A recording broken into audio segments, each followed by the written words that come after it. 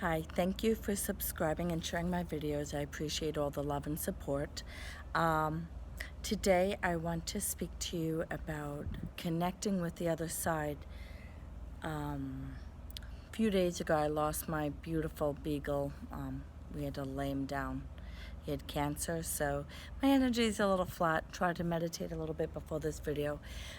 But when I was going to bed that night or the night after, what came to me like a suggestion, I guess my guides were hinting that to talk to you about when we connect with the other side, or can spirits from the other side, can we feel them touching us? Can they move things and that nature? Like show evidence that they are with us. Can our loved ones from the other side show us that they are actually still existing and trying to communicate with us?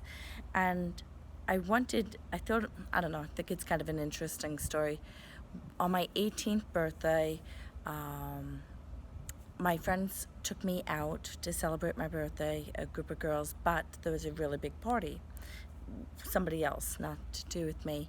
And I didn't go to that party.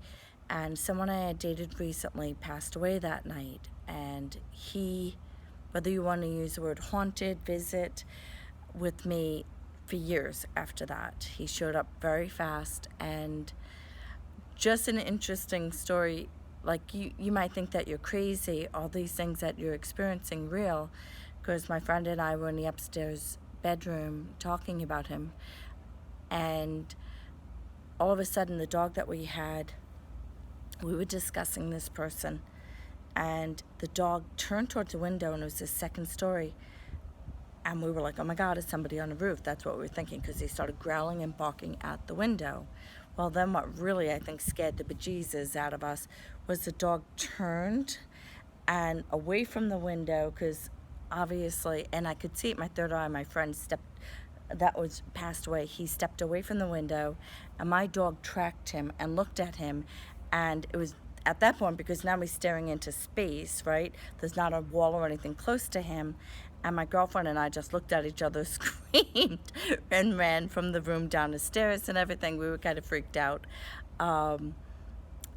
It helps, though, when stuff like that happens and you're not alone, like you're not crazy, that this actually happened. So night after night, my dog, like I would see my friend in my third eye, and he would be pacing around my bedroom and stuff like that. And the dog would like be growling and barking. And I remember one time, you would think it's your imagination, except for I saw his hand going to pet the dog's head, and the dog went and bit at the spirit's hand. And again, that kind of freaked me out. Nobody was home when that happened. So this gentleman was with me for years, like throughout college and everything like that. Even to the point when I would leave the house, I remember seeing him standing in a picture window watching me pull away, because I had a date with my boyfriend, and he was so sad. Like I could see him just being very, very sad. But around that time, I went to play cards with my girlfriend and her older sister at the older sister's apartment. And it was really funny. It was a card table, right? Maybe, I don't know, 4 or 6 feet. And we had the cards. We were playing, what is it called, 500 Rummy, where the cards are laying down. And we had our iced teas on coasters and things like that. And it really was, like I said, there was also an ashtray on the table for cigarettes. And all these cards are laid down on the table. The windows are shut. It's not like a wind or anything. So all the cards are staying. And as we're talking about this gentleman again, it's my friend Liz and I were talking about it. Anne-Marie was listening. And all of a sudden, I stopped speaking first because it's in front of me. Liz is to my left. Anne-Marie is like a little bit over towards her sister, but on the other side of the table. And the ashtray starts going in circles, and then starts slowly. Not only is it going in circles, it's moving across the table. And Liz was still talking, And I didn't even realize that I just got entranced by staring at this, like, what the heck is going on? And all of a sudden, my friend Liz, is really funny. Remember, we're like 18, 19 years old. She's like, yo, I didn't mean any disrespect. I was just speaking the truth. And that broke like the spell. We all started laughing hysterically. But it was quite interesting because nothing else on the table moved. But that is something that I've experienced at other times as well. So another thing I want to bring up, fast forward like many years, and the night my mom died, I felt like a scared rabbit. Like, she died in the morning, but I was so traumatized, and that evening I couldn't fall asleep no matter what. And I remember being curled up in the king-size bed. My sister was in bed with me that night. She had spent the night, and there was nobody behind me. And I'm wide awake, like terrified, thinking, like, what am I going to do? Because there is something when you lose both parents, there's a feeling of being an orphan, no matter what your age is. And that's how I felt. I felt like I was drifting in space. There was nothing anchoring me here. And as I'm in a panic, I feel like my heart is beating so fast. All of a sudden, I feel the palm of someone's hand just touch my head, my crown. Just place it like you would a child to calm me, to soothe me. And at the time, like, I just started moving back to see, like, what could that be? You know, is there something that, a pillow or something, you know, even though it felt very much a palm on my head. And there was nothing there. Like, I was wide awake. And there was love and peace in that moment. And I thought maybe it was my mom trying to calm me down. And when I told a different older sister, she was right. As soon as she said it, she's like, that's not mom, that's dad.